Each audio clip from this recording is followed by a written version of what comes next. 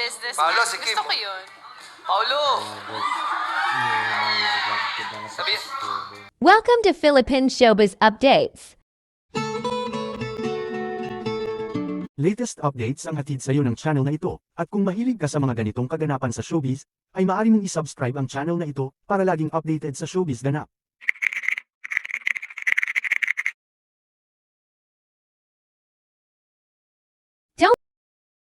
Kim Chu, napangiti nang makita si Paolo sa Especially For You.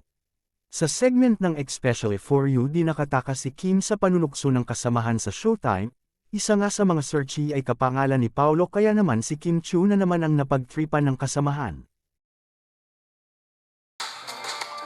what's up madlang people? Ako nga po pala si Paulo. Successful business. Paolo, si Kim. Gusto ko yun. Paulo! Sabi, Sa kabilang banda, umani ng negatibong reaksyon ang inaasal ni Janela Salvador sa Showtime, kung saan nag-promote sila ng kanilang show at dito nga ay hiningan siya ng sample ng pagkanta ng host na si Kim Chu.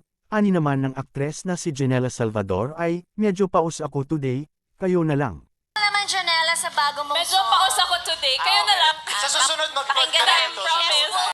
Matapos nga nito, sa segment ng Especially For You, tila pansin naman sa komedyanteng si Vice na naapektuhan nito sa naging sagot ni Janela kay Kim.